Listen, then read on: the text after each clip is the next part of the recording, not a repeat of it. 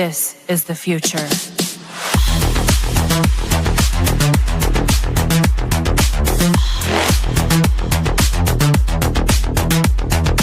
Evolution. The Crossing Realms Conference launches September 19th and 20th and will dock in Richmond, Missouri. This is already being called the event of the year, folks.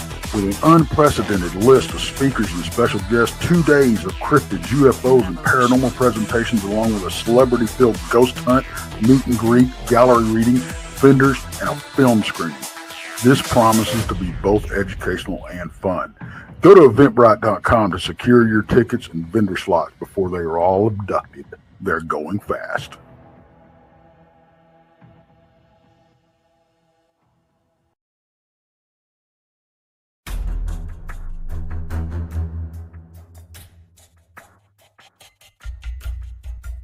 On my Area 51 line, you're on the air. Hello.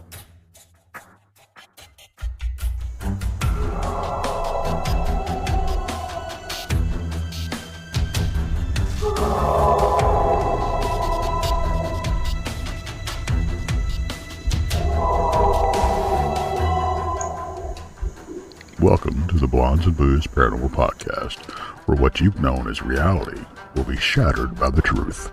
Krista and Brandy will lift the veil from your eyes, revealing what has either been hidden or denied you for eons.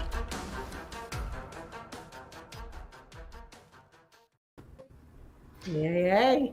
Hey. So, real quick, tonight, the role of Brandy will be played by Jason McLean. Yep.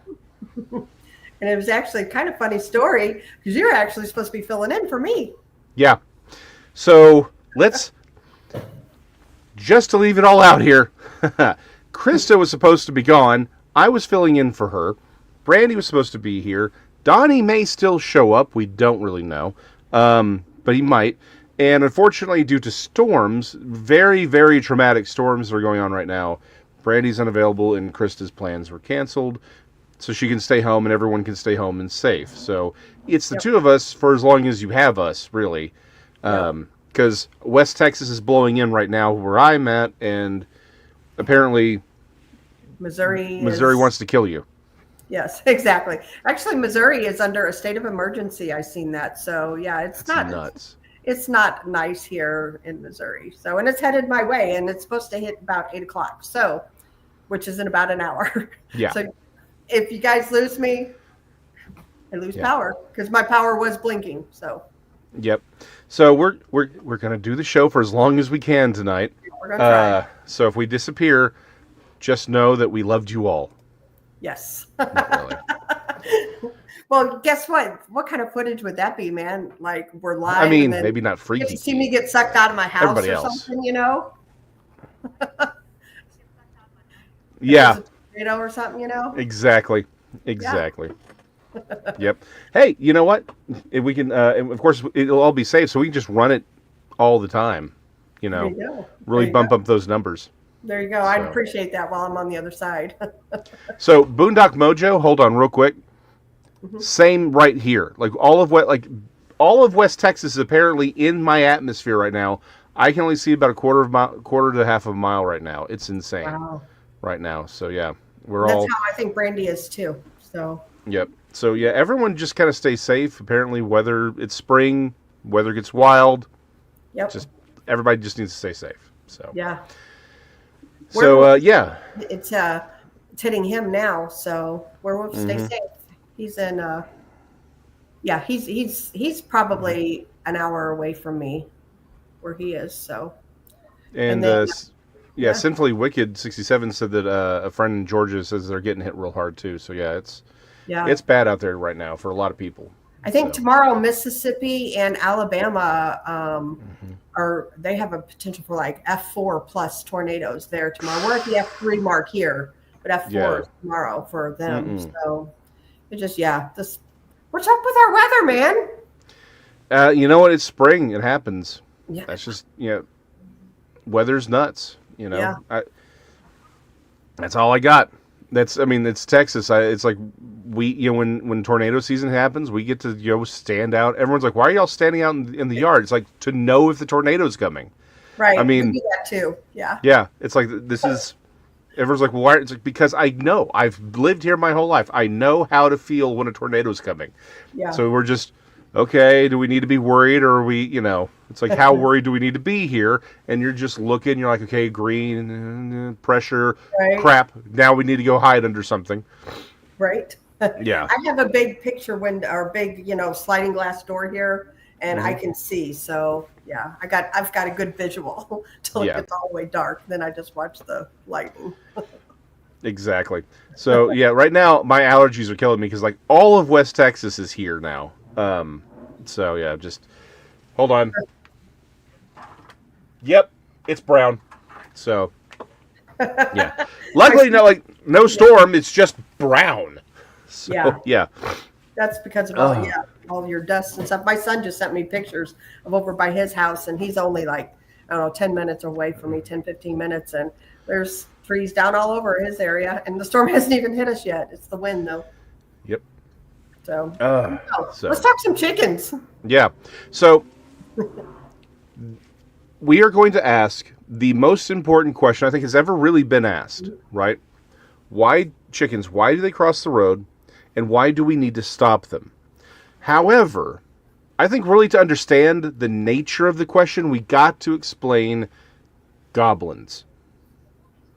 We have to explain goblins. Because if you don't understand the goblins, you're never going to understand why we have to stop chickens from crossing the road. Just impossible. It provides that grander context for the question. So, I thought we'd start with a little bit of history on this because I think what we tend to do. In fact, I was actually talking to Tex about this a little bit earlier today.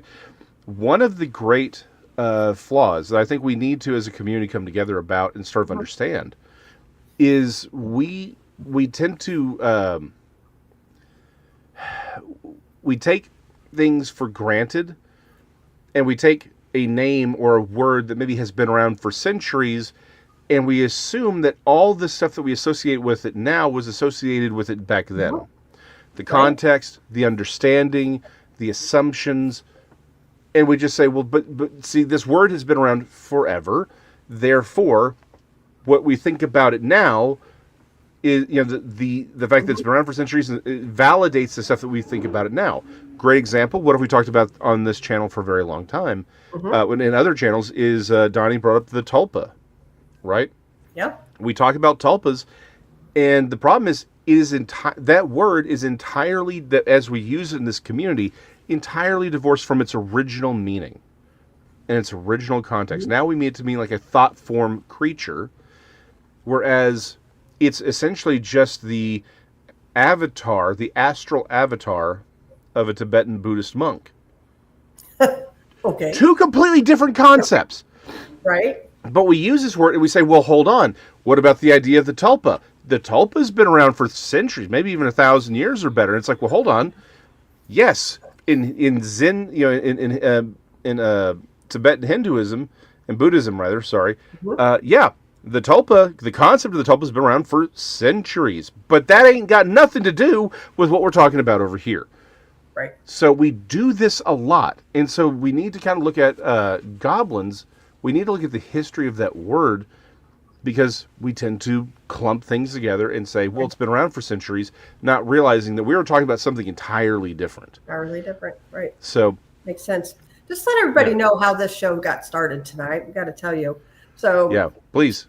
Yeah, we have a chat amongst the whole island of misfits, and Jason very graciously offered to stand in for me tonight. And I was like, well, what do you and Brandy want to talk about? And literally the title, he says, chickens. Why do they cross the road and why do we stop them? I'm like, sounds like a plan. So that's how the show got its name.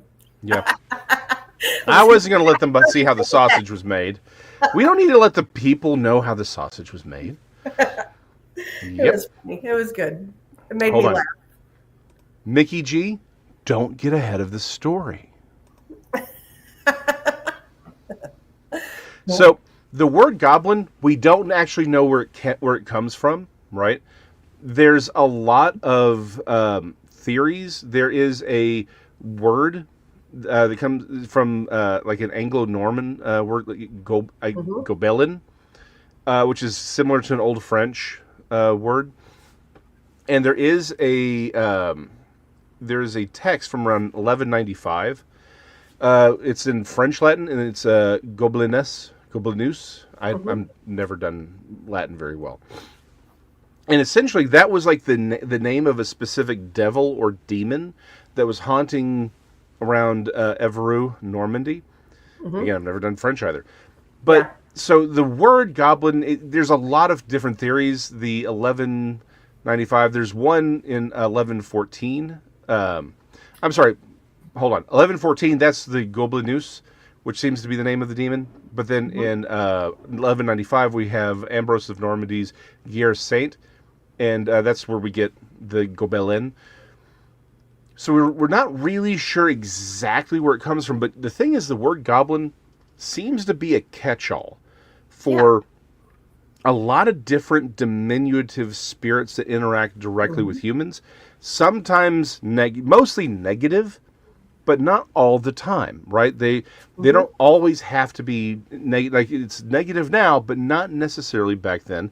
And we have, they're clearly similar to the Germanic kobold, right? When I hear the word goblins, what you just said, I just think of monsters. Yeah, all grouped into one little thing. Right, and that's the thing is there's sort of it's really sort of a catch-all term. So this is why we need to go back to sort of where are these words coming from? What's the culture that they're coming out of? Because we use this word and we're like, oh, it's over 1,000 years old. Yeah, but if we're saying the word goblin, is that what they meant, right, when they said it? Because like you said, we think of these, they are diminutive, they are clearly supernatural, but they're monstrous things, right? But that's not exactly how they viewed them. That's the thing.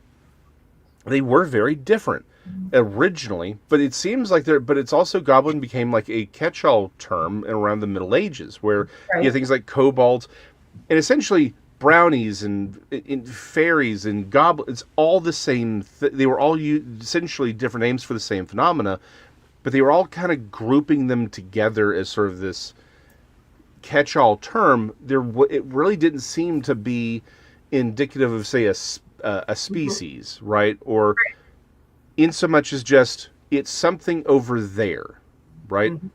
Like someone from Ireland who would call them the Fae, or actually the good neighbors, would look at the Norman or the French Goblin and say, that's the same thing, right? They do tend to be mostly diminutive, but not always. They seem to be associated with house spirits also, right? So brownies, fairies. It seems like goblins are all just part of the same thing. Over time, however, as our culture has progressed and adopted these ideas, the fairies tended to be they could be mischievous, but they were more like the good, attractive things. And then the goblins became the more overtly evil, ugly things. And so that's how it's sort of come down to us now, but it's not where they started off. And they see, again, essentially, fae, leprechaun, kobold, goblin, they seem to all have been essentially the same thing with just different names. And essentially every story was a little different. Like, what are their motivations? They just seem to be, they have their own ideas. So just a little bit of history on where the word goblin comes from, because again, I think we take too much for granted.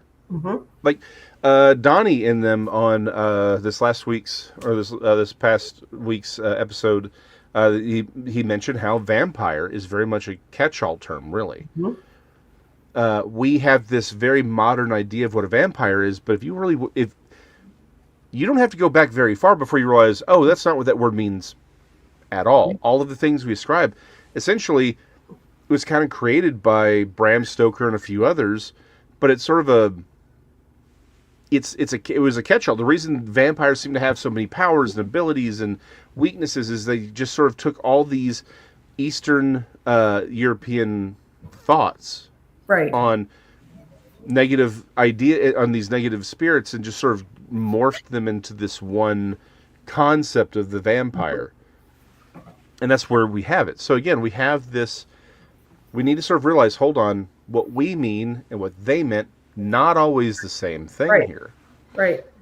Yeah, and like you said, like vampire, that could be so many different meanings, and so many different, of course you have your blood vampires, but then, you've got different kinds. You've got energy vampires and, Yep. And again, these are all modern, that's a modern conception. Modern, right.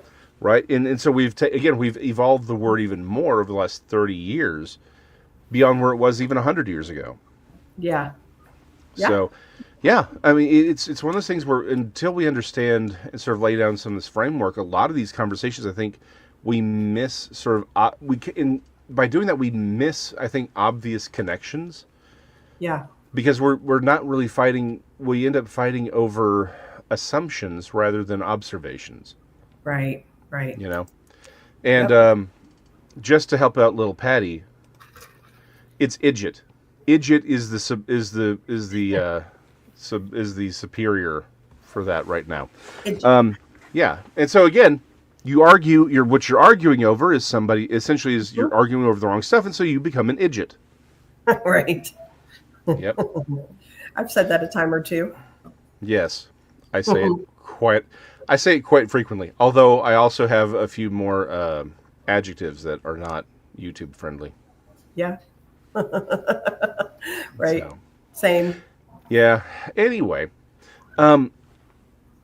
so the next question becomes, okay, so if goblin is really more of a catch-all term, even back then, it really wasn't trying to tell you what something was, in the same way, like, say, a Burmese python versus a boa constrictor, right? Mm-hmm.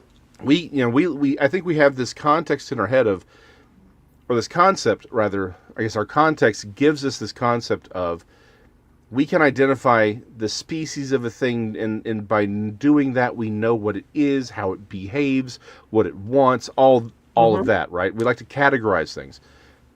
The problem is, that's really not how people were thinking, even not too long ago, right? Right. So for them, the word like goblin or fae or elf or leprechaun didn't really identify like a species, but rather saying, hey, it is a kind of spirit. And I think that's the other thing we tend to miss is these were clearly identified as spiritual, supernatural creatures beyond us that were distinct often from actual demons. But in many ways, they were kind of worse because they could become physical. They were more interactive with you. They seem to have more ability to interact with us directly than, say, an actual traditional demon that is purely a supernatural entity. Right. These things you kind of just had to exist with them, and there were rules for existing with them, right? Which is something we don't really talk about, and we've forgotten those things. I think we've talked about this in the past, right? We've forgotten all the ancient wisdoms about interacting with this stuff. You don't use its name, right? You're polite, but you don't actually talk to them. You're not supposed to directly interact with them, because all the stories were like, if you interact with these things, you better be on your top guard, because they can keep you forever if you screw up. If you're impolite, you eat their food, whatever. You're not coming back, right? And that is your live hell. Yes, exactly. So they had rules for interacting with it, and these are all things that we've forgotten. We don't talk about it. It's superstitious. Again, one of my theories that I think I've just being this for as long as I have, but even on the public side, you sort of get that larger, broader data set. I think the problem is a lot of people have hurt themselves interacting with this material incorrectly. And I think it's hurt them in a lot of ways. And the problem is, I think we've brought a lot of modern concepts to the game not realizing we are poor, we are not adequately suited for this conflict. Right. And that's, I don't know if you've heard this story or not, but we did a private case and it went on for 5 years because we couldn't figure out what it was. And that's one thing, when we do private case, we'll stick with you, and only because we want to make sure you're okay, we don't want to leave anybody hanging out there. But, we did investigation after investigation and everything, you name it, everything was happening at this place. Like everything from, the lady was getting touched inappropriately in her house. This was a big horse farm. And so horses were dying. It was crazy stuff. Oh yeah, it was awful. And so it first, we were thinking like a demonic type entity and we ruled that out. And I ended up going to, my mentor was Jeremy Leonard, the Cajun demonologist that I studied demonology under. I'm like, we can't figure out what's going on here. There's something going on here. I've witnessed things. I don't know. I'm out of what it is. And he said, and also, so I also in her barn, I seen like a troll looking thing in her tack room. And another guy on my team, 2 of them, they were walking up the hill. They saw a troll in a tree. True story, troll looking thing. So, that's why, we were thinking maybe it's some sort of demonic type thing, but it wasn't. And Jeremy, he told us, he said, that's the Fae. You got the Fae there. And so this is what you do. And apparently that horse farm used to be an apple orchard. And gotcha. Weird to make horse fence. So there was little paddocks of horse property. All the apple trees were gone. And so it ticked off some Fae. And so that was its rebuttal. And so Jeremy had me with the lady. We planted a couple of apple trees and like said a little thing, like this is yours. And we told her, don't ever eat these apples. This is theirs. And to this day, everything's fine there now after we did that. It's a true Interesting. Story. Yeah. So they will mess you up. Like literally she was losing pets. Like it was awful. And it was because of the Fae. And so you said they look like trolls. Can you describe what y'all were seeing? Because I'm fascinated by that. So what it looked like to me it's almost more like a gargoyle for what I saw. Okay. But they described it, Mike and Jade described it as more like it had the big pointy ears, what they saw, like a troll, like a goblin. And that's, and again, the duendes. Every culture has some version of the little people, right? And that's, hold on, someone just wrote a little bit, hold on. Well, anytime someone agrees with me, then that has to go on the screen. For those who are listening, Barbara Mora says, Jason, I agree with your statement, it's because you're smart, that the modern culture doesn't always understand the word from the past, therefore, as you say, using them wrong. Jiminy Crickets, I hope that made sense. Yes, it did. Because you're agreeing with me, therefore it is clearly wise and you're a person of great taste. But yeah, the little people is a theme that goes through. It's not just a European thing. Everyone has them. The Kakamora of the Pacific Islanders, the Duende of even Alaskan Indian tribes have these little people. I forget what they call them up there. And so it's like everyone's got these ideas of the imp, right? Yeah. This imp mythology. It's not even really mythology at this point. It's a phenomena that people observe. Now the thing is, you get into a lot of the leprechaun or again fae, same thing, elf. Right. You get into lore. Sometimes the little people ain't all that little. Like sometimes they look like just normal people. Yeah. Because they can shape shift. Right. Right. And it is clearly something beyond the demonic. But they also have some other, but they are clearly supernatural entities. These are not just normal. Again, they're not nobis, right? Like what we call, naturally occurring biological entities. I got to trademark that, so I get paid every time somebody says it. But it's these are clearly not no-bees, but they're also not demons. Demons meaning specifically the disembodied spirits of of a dead Nephilim. That's what a demon properly is. There's other things in the universe that are supernatural that are also evil. Right. And so the problem is we use the word demon as it's more like that's whose side it's on, not what it is. Right. So the Fae are clearly a thing that we interact with. The problem is it's not necessarily a demon. Yeah, for sure. And am I froze up? No, you're fine. Okay, I froze up for a second, I think. Yeah, you froze up earlier. You're good right now. Okay, yeah, because my wind is really going crazy out here. Anyway, the Fae, though, can't they also be good, though? It's the Fae in general, and even with the same with the goblins, they're not. It's not really about good or evil per se, in so much as they just are on their own side. Yeah. They're spirits that are on their own side. They have their own agendas, and you could argue we're kind of in their way.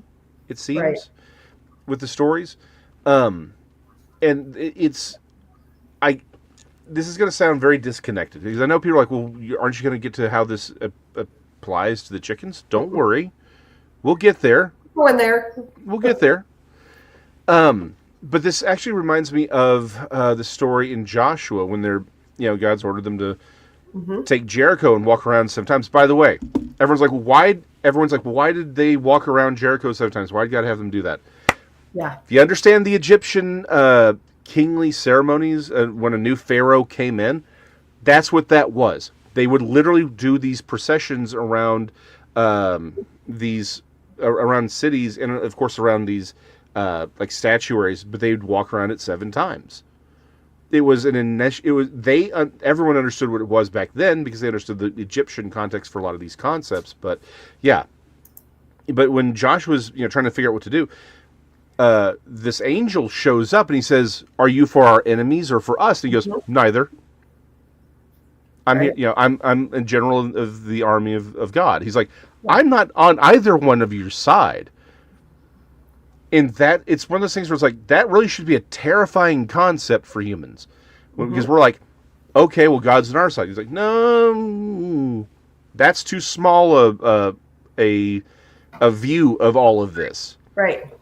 And that's the problem. These supernatural beings there are beings that have rights to be here.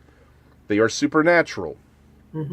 They're not necessarily demons or angels. Because again, even the word angel just means messenger. It's not what it is, it's what it does. Correct. So some of these beings probably have reason to be here. They have a role, and they may just, again, as long as they're not in opposition to what God has them doing or what their goals are, they're just living their lives. They're just doing what they're supposed to be doing. They may not necessarily have any interest in us, and we are literally in their way. Right. And so this is one of those concepts. It's like, guys, again, maybe it's not a positive, negative, good, or evil kind of thing. And certainly some of them are evil, right? I mean, that's clearly what has been interacted with. But a lot of times it's just we're in the way. Yeah. And that they honestly, the Fae scare me because, for instance, that case, it took us a long time to figure out what was going on over there. And it literally, ruined this woman's life. Yeah. They did. And so we couldn't figure out where, if it had been a ghost or, even a demonic entity, we could have called the right people in, and to get rid of it. It took something as simple as planting some trees. Who would have thought that? Yeah. And so, I know I'm pulling back from a lot of what they were talking about this last Wednesday, but I think it's just because there's a lot of overlap on this, sort of accidentally.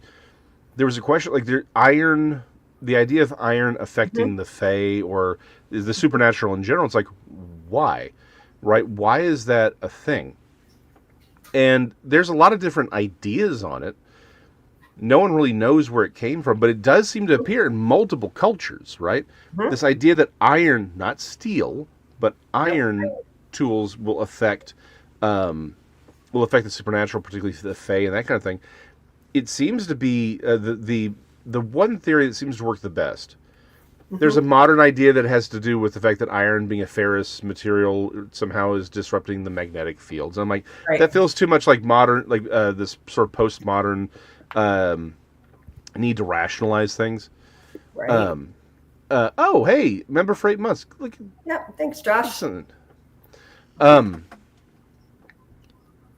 The one that I saw that I think really has a lot of weight to it is an iron tool is a level of technology that means you've achieved a society. Like, that's a civilization. Yep. No one dude is just hanging out making iron tools. It's too complicated to do alone. And so a lot of people have pointed out that it's more like iron symbolizes leaving nature and creating civilization. Right?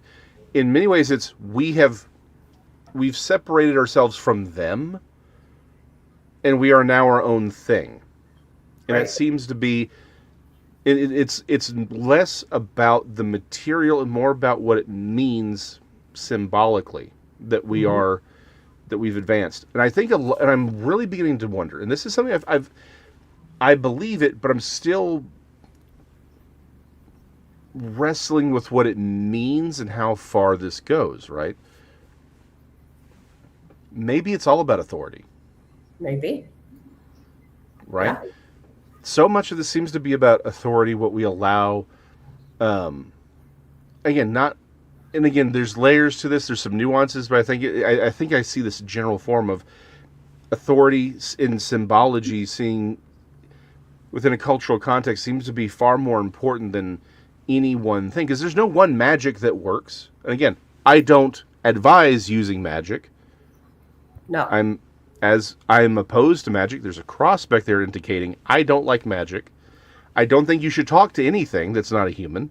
Talk to your dog. That's fine. Your dog talks back. We got problems. Right? But my point is, if it was something like science, everyone's math comes out the same. Everyone, wings have to look a particular way, right? Oh, thank you, Joshua. That's very, very nice of you. Yes, you have to 10 podcast members. Appreciate it. Thank you. So that's why certain things seem to all kind of look the same. Like, there's only so many ways to make a motherboard, right? But there doesn't seem to be even basic concepts within different cultures of how magic works. It's all radically different. You know what, though, on the iron thing? Yeah. So I personally, I do use iron when I go to like a haunted location or something. Everybody knows I have horses, and I keep like horseshoe nails or horseshoes, and I take with me and put them in people's windowsills, above their doors, the horseshoe nails, because it works. It totally repels anything negative. So there you go. It's like, what do we do with that, right? I don't know. And like I said, I'm not entirely certain why that would work. Yeah. But it does seem to be fairly commonly used. Same thing with Donny pointed out erythromania. The need to count small white things. Yeah, like the salt. Yeah. Like salt or rice, grains of rice. It's like that's fairly common. Yeah. Across cultures. Yeah. Thank you, Kelly. It's very nice. Again, very nice of you. We appreciate that. So it's like there are themes that seem to germinate across cultures that aren't connected, right? And that's when my because it's one thing if it's like, okay, the Greeks had this idea, it popping up here, here, and here, where there's a direct line of connection between the Greeks makes sense, okay? Yeah. Cultural contamination, it's coming out of the same milieu. But if these are cultures that are a little bit more remote, a little bit more separated, that becomes harder to explain. So there's something about erythromania, there's something about iron, but I do think a lot of this comes, but the thing is both magic and other aspects of this all seem to be very dependent on culturally accepted norms and cultural concepts. It seems like this stuff interacts with us in that way, on that level. And it's all conforming itself to our our preconceived notions, which makes it very difficult and slippery to maybe even understand. Right. But I do think a lot of this is about authority. It seems to be however your culture envisions authority and symbols of authority, and how authority is used, how it's given out, how it's taken away. That seems to be the language, metaphorical language that these things interact with. Mm-hmm. Absolutely. Wow. I was trying. Thank you, T-Bone, too. Thank you. Yeah, I definitely appreciate those guys because, as you all know, we're having a conference, and the Island of Misfits is funding this conference. So, yeah, these donations definitely help for that. Absolutely. Again, thank you to everyone. And again, hold on. Do we have the... Oh, wait, that's just the promo video. There we go. So again, we hope to see all y'all in Richmond, Missouri in September. It's going to be a lot of fun. We'll be there. You can poke Tex with a stick. Yep. I will bring the poking stick. There you go. I will make certain we're right next to him so you can get him poked. And there's going to be so many great special guests showing up. Donny has somehow moved from host to special guest because he wanted to feel special, That's funny. The flyer's on there. The current flyer is. Yeah. It is on the thing. Yeah. Yeah. So, and we, hopefully I'll be working on the final poster next week. So many guests, so many special guests, so many speakers, so many hosts. Yeah. So many pictures. I know Jason I thought was going to kill me there for a while because I was like, oh, we got somebody else. Mm-hmm. This started out literally with 6 people? Yeah. Mm-hmm. Yeah. And by the way, it's still on the table. Mm-hmm. Yep. That's all I'm saying. Yeah.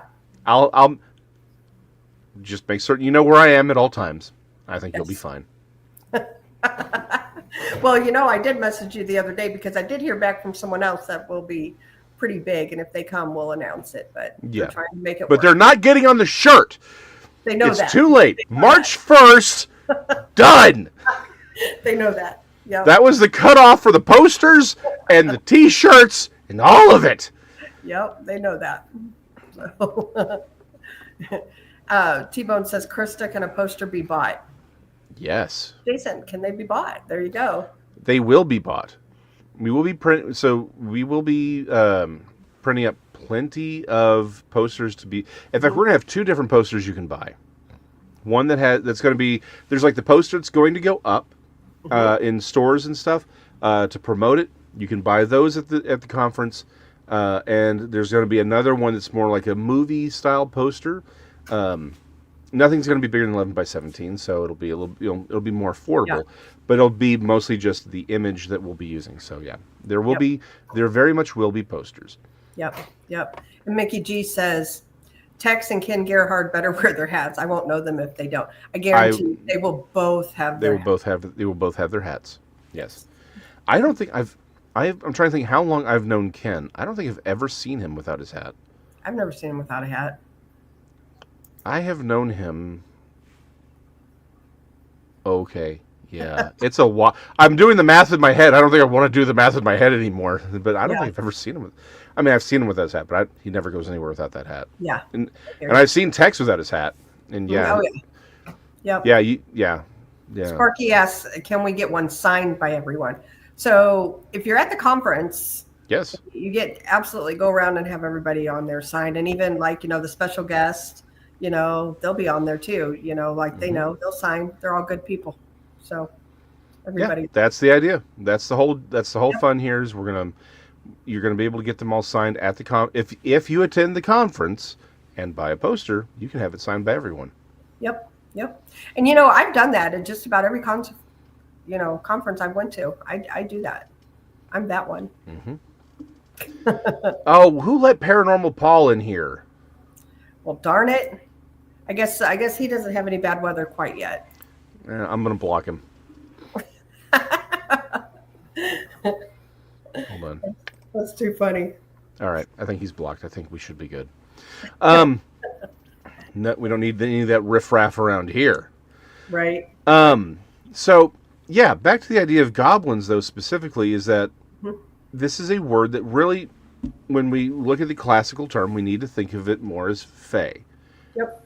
And again, the problem is we think of fae and we think of fairies, and we think, again, we bring this modern cultural baggage to it, and it's not really what it means. It's not what it's about. It's more like saying that side of the realm. These are the beings that exist there, and on that side. And that's all it mean. That's all it really meant. In the same way, the word Elohim, right, which gets translated as gods or God in the Old Testament. So there's grammar. If it's singular, it's referring to Jehovah, right? Right. To God. Right. But then you could use, again, it's like little g's, like the gods of the nations.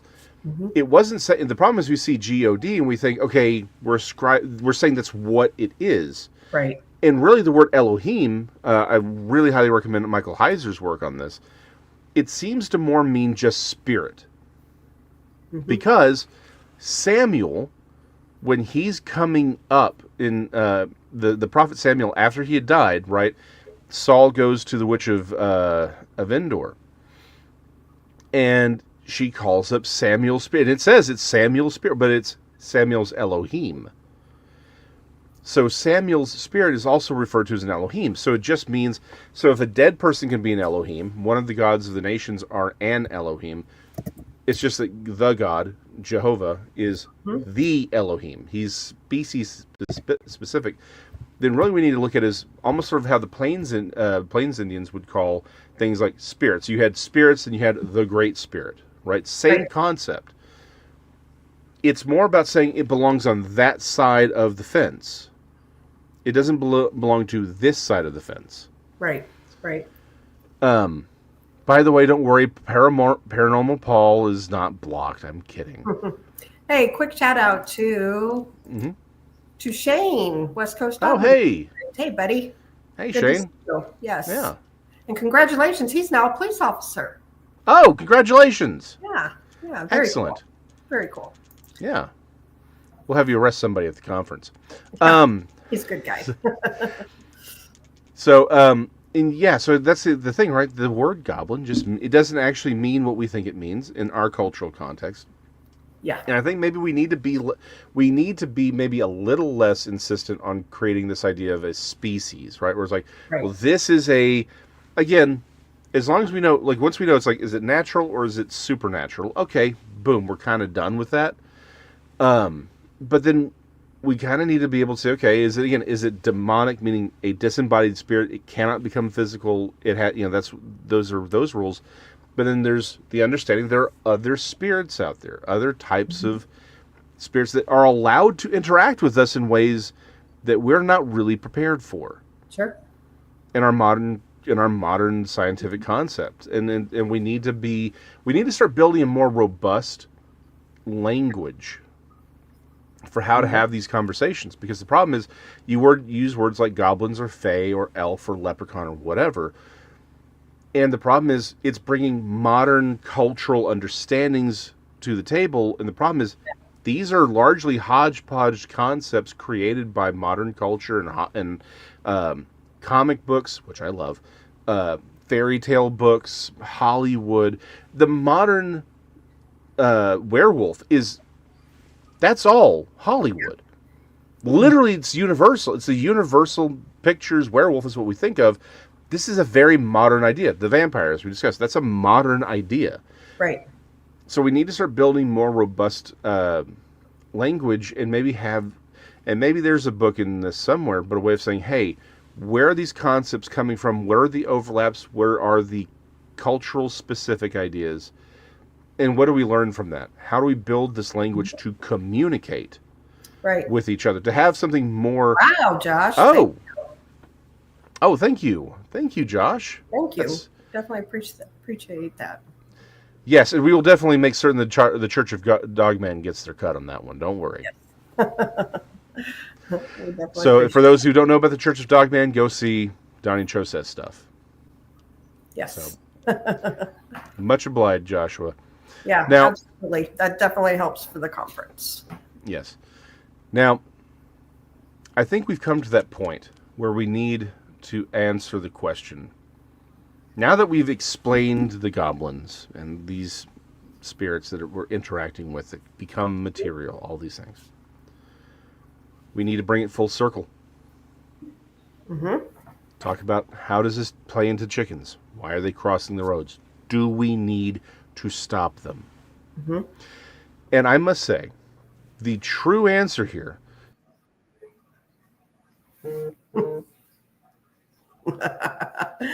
Put yourself back on stage here. I am. I'm kidding. Oh, that's funny. Yeah, there's no answer here. This has nothing to do with anything.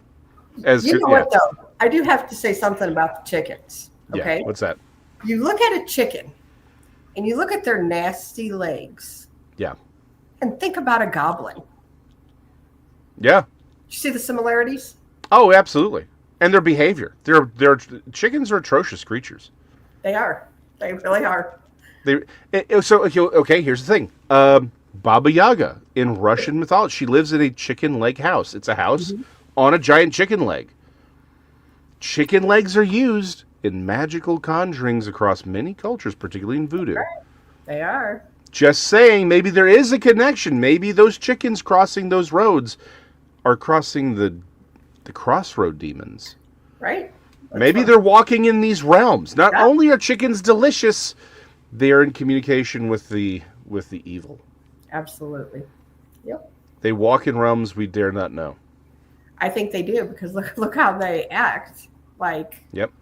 Yeah. Seriously. I was telling Jason backstage that I literally have one chicken. We started out with 5, and that was many years ago, and we're down to 1, and we're not replacing any. I think they're nasty. And this one chicken, she's got a good life. She gets fed and watered every day. She's, when she goes, that's it. No more chickens. Yeah. No, my wife seems to want to have chickens, and I keep reminding her that we have neither the time nor the patience for chickens. Yeah, the eggs are not clean when you pull them. Nope. I have a lot of friends who have chickens, and that's its own thing. But I ain't got the time or patience for it. That being said, Codega's Codex of Curiosity says that the chicken crossed the road to walk into the other side. Done. There it is. There's your answer. Why they cross the road? To walk into the other side, which is why we must stop them because they are tearing the veil between us and the goblins. Which is why things are getting crazier. That's why why the chickens are letting in the things. You know who doesn't let their chickens cross into the other side? Chick-fil-A. Yeah, no, that's pretty good too. Pretty good place to eat. The Lort's chicken will not be walking into the other side. No. They are staying here so we may taste them because they are delicious. Thank you, Mickey. Oh, thank you. Yeah. Very cool. Very cool. And Sparky says, why ducks are better. Okay, that's a whole conversation. My wife's, I guess my sister-in-law, she has ducks, and she loves them, and she swears by them. Duck eggs are larger. Yep. There are people who swear by ducks. There are people who think that chickens are superior to ducks. I don't have a dog in that fight, honestly. Yeah. But there are people who really like ducks and duck eggs, and okay. Yep. It's cool. Yep. No harm, no foul. Uh-huh. I have a stepson who, ever since he was 10 years old, this kid has always loved all animals, right? Yeah. So he has always been a big chicken bird kid. Mm-hmm. So for many years, we had chickens, and at one time we had lots and lots of chickens. And then he graduated up to, he had some ducks in there. We had peacocks. We had, and then he worked his way up to emus. And now, today, he doesn't have any birds anymore. Now he raises camels. I kid you not. He's got like 50 head of camels. I'm sorry. True story. 50 okay. Mm-hmm. Where is he? He's down in Cape Girardeau, Missouri. Home of Rush Limbaugh. God's country. That's That's outside of Texas. Because clearly we are God's country. So hold on. What kind of camels? He's got both the Bactrian and the dormitory, or whatever they're called. Dromedary. The one humps and the two humps. And the two humps, yeah. Yeah, and so what do you do with the camels? I got to know what's happening with these camels. So, for those who don't know, like my husband is like as cowboy and redneck as you can get. He was raised with horses. He used to be a bronc rider. Had horses forever. Therefore, his son has had horses forever. So he grew up with them. Well, I know that like some of their camels, they break to ride. Yeah. And they bring big money. Really? Big money. Oh yeah. You know, a baby camel is about 10 grand to buy a baby camel. Okay. I mean, I get it. Yeah, but like, okay, again, I'm from Texas.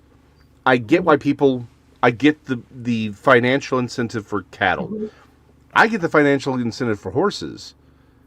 But you're telling me there's like camel races out there, or? Well, you got all these zoos out there that do like camel rides and things like that. Yeah, oh yeah. There's good money in it. They make a killing doing it. Yeah. But he's always liked exotic animals, and he also has a wallaby too. Okay. Which is like a small looking kangaroo. Oh yeah. No, I know exactly what a wallaby is. I'm just. Yeah. I'm trying the connection between the wallaby. Okay.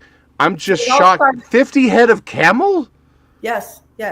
And his whole like animal thing started over. This is also the kid that not only had chickens, but he also had snakes in my house. We had snakes because he loved them. I mean, like there wasn't anything out there that this kid didn't take in. And it was, And my daughter, who was, stepsister thing, she was ready to move out because she doesn't do snakes, and we had a snake in my kitchen. So it was quite the interesting. Interesting time period. From chickens to camels. Hold on, John. I hope they don't. I've had this conversation with Randy on air. No. Fire. Mm-hmm. Only way to be sure.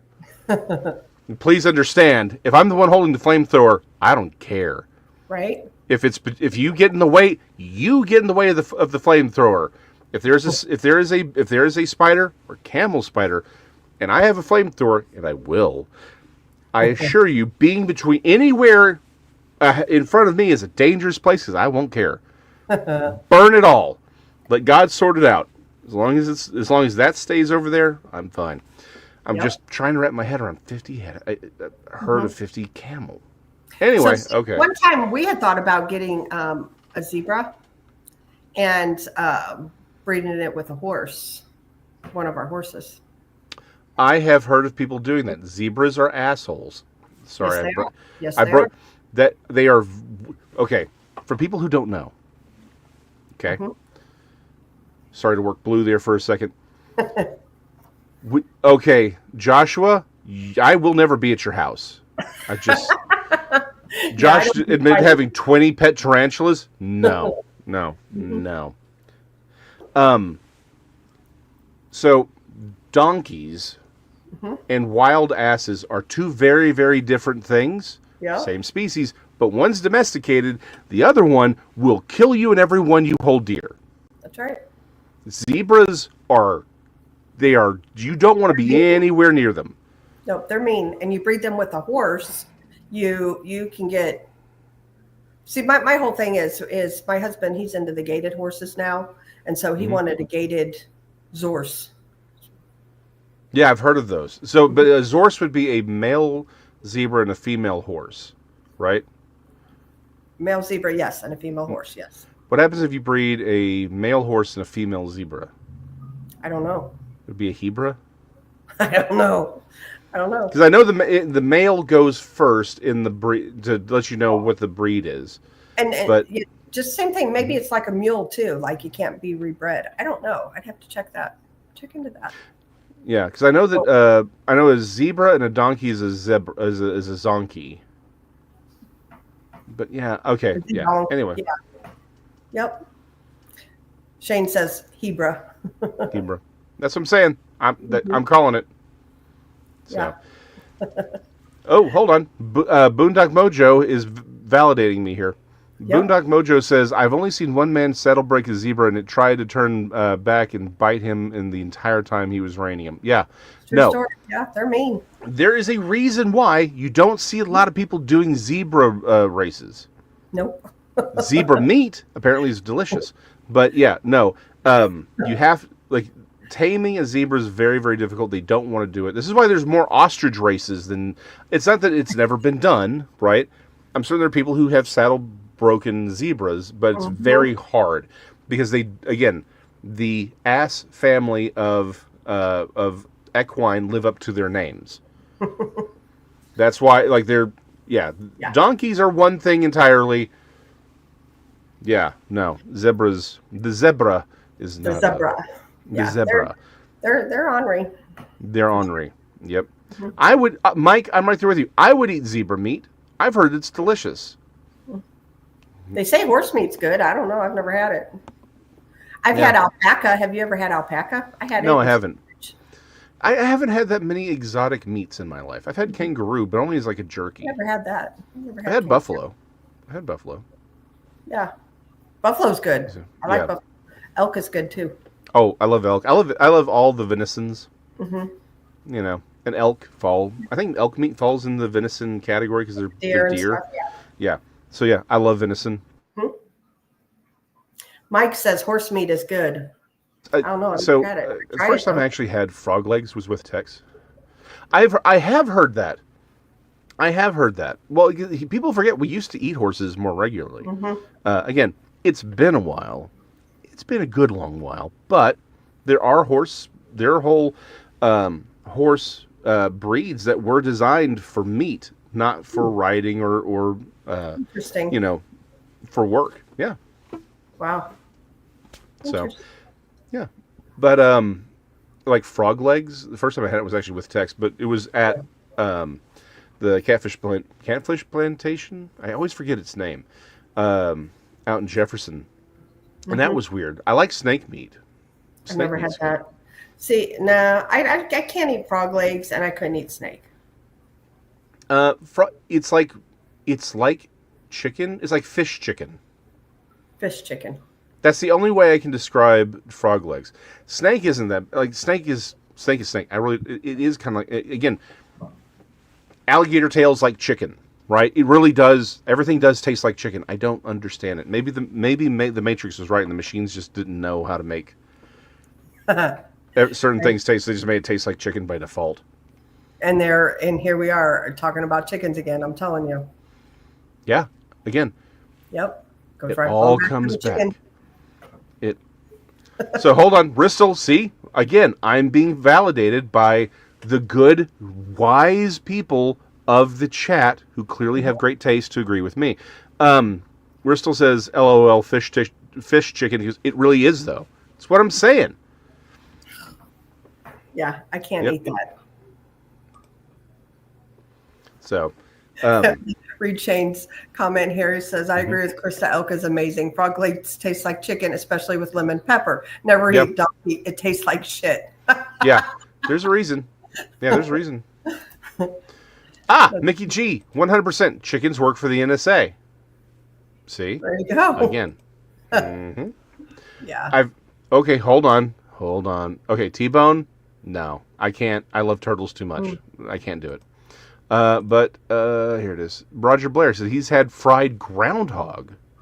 Interesting. Okay. I've never had groundhog at all. I never have either. Yep. Nope. So there you go. I'm trying to think. There is some. I think there was a meat I would like to try. I don't know. I can't remember what it is off the top of my head. Oh, well. A lot of people like bear and things like that. I've never had bear or anything like that. No. Hold on. With the win for the joke of the night, Moon at Noon saying, "I heard donkey tastes like ass." Probably does. Yeah. No. I'm not real big into that many exotic meats, although maybe I should. And I'm definitely not into predators. Like predators, I'm not a. I I wouldn't eat a predator if for no other reason than just, Right. just yeah. I mean, it's not even really like the health thing is the number one, but I feel like there's sort of respect. We're predators, Predators got to stick together. That's all I'm saying. Yeah. No, thank you. Okay, Bigfoot, Michigan, Rob. You've had turtle burgers. Turtle burgers in Jamaica. No comment. Burgers? How dare you? How dare you? I happen to know 4 brothers who would not appreciate that comment, sir. Paranormal Paul says bison burgers. Bison burgers are the best. They're really good, actually. Yeah, it's pretty lean. bison's good. Mm-hmm. T-Bone says there's always a puffer fish. Well, yeah, I'm not suicidal. No, neither. I'm not that much of a gambler. Nope. I like octopus though. Okay, obviously we've had this discussion. Anything that's deep fried, we'll eat, right? Mm-hmm. So yeah, it's like no surprise. Calamari and fried, that's fine. But I mean, actual octopus, it's got to be dead. I don't understand these Japanese people eating live octopi. Like, what's wrong with you people? Right. It's not for long, Jason. Just letting you know, we since apparently the world's trying to kill us, we figured once at an hour we'll do that. Yeah. But like octopus, yeah. I like that. It's good. It is rubbery, but it does depend on how it's. I like the rubbery thing. Yeah, it's good. It has to be prepared correctly. I will say that. Same thing with duck. Like duck's very fatty, so if you don't know how to cook a duck, it doesn't taste. But if you have someone who can cook octopus correctly, very good. And it's not rubbery. It has that rubbery texture, but the problem is if you cook it, if it gets overcooked, then it becomes too rubbery, right? So it's like it's still rubbery, but it's not as rubbery as you would find it unappealing. That's the best way I can describe it. Yeah. What about I like rabbit. Have you ever had rabbit? Yes, actually. Funny story.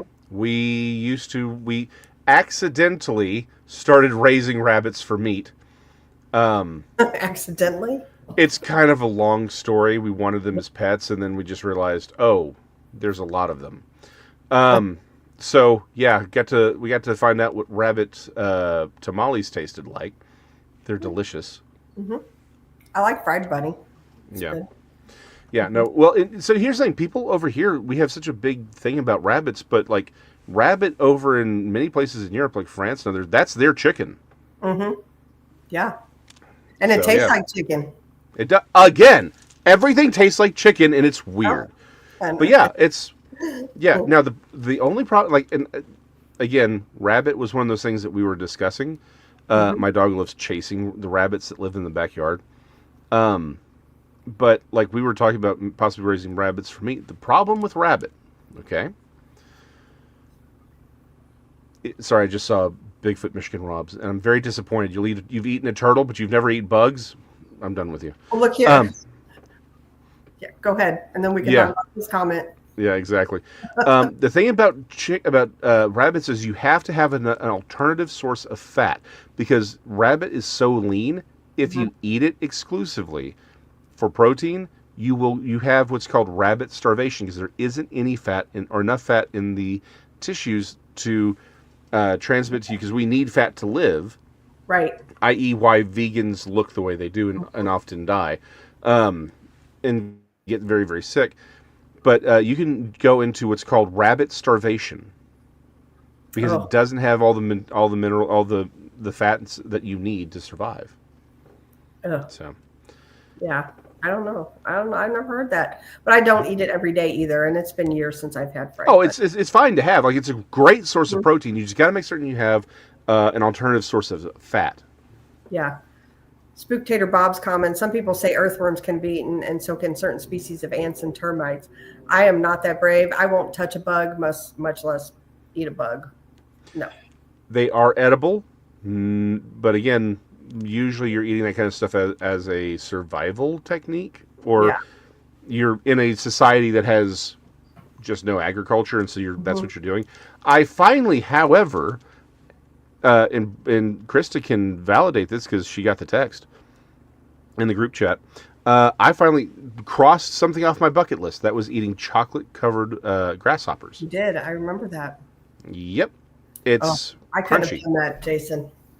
Oh, well, I mean, technically they were crickets and mealworms, but I'm like, close enough, right? I'm not going to be that big of a stickler.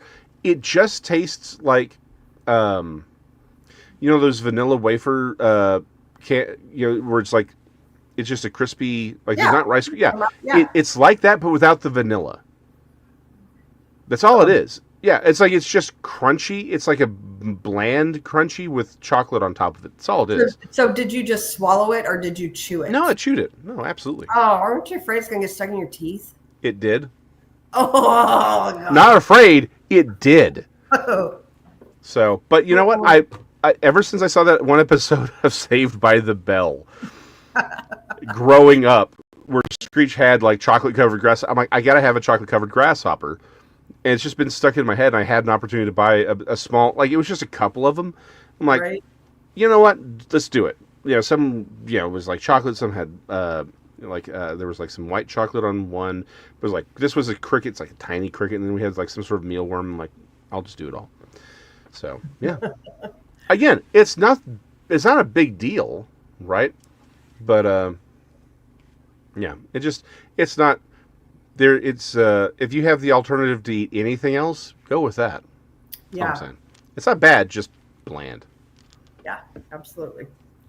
Oh wow, what an interesting conversation this has taken, man. Total.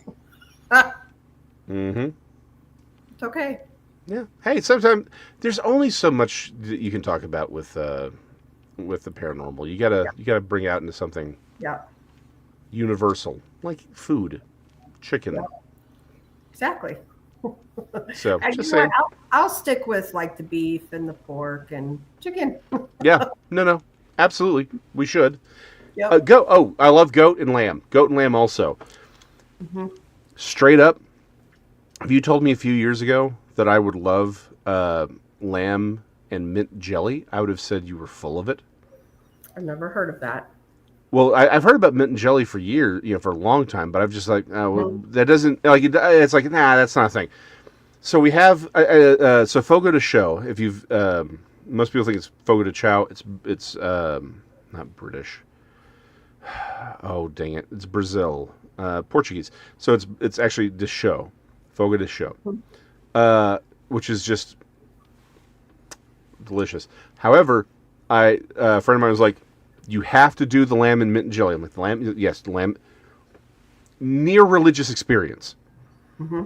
It is amazing. It was as mind-blowing trying that for the first time as eating Giordano's in Chicago the first time. It is a mind-expanding event. I highly recommend it. Just saying, if you're at a place where they're cooking the meats right, and they have lamb and they have a mint jelly, you got to do it. You have to try it. Okay.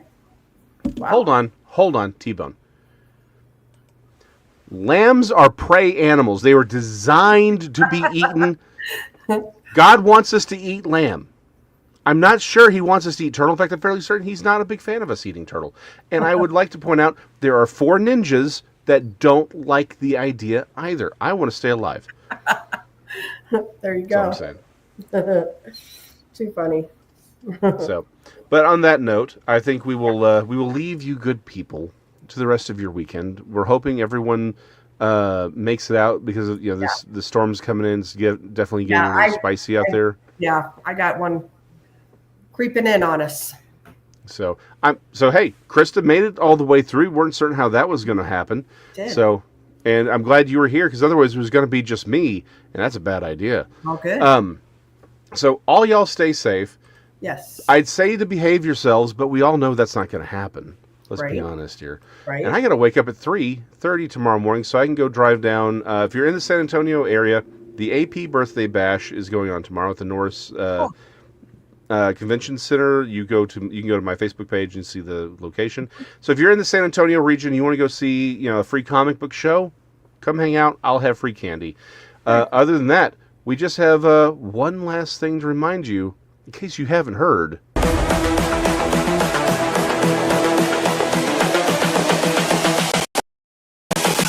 This is the future.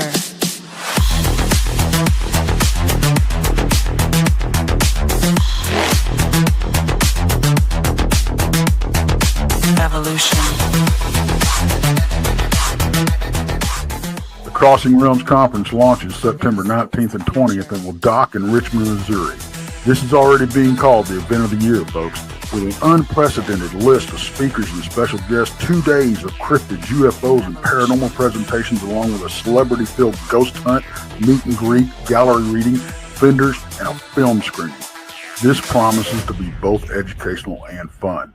Go to Eventbrite.com to secure your tickets and vendor slots before they are all abducted. They're going fast.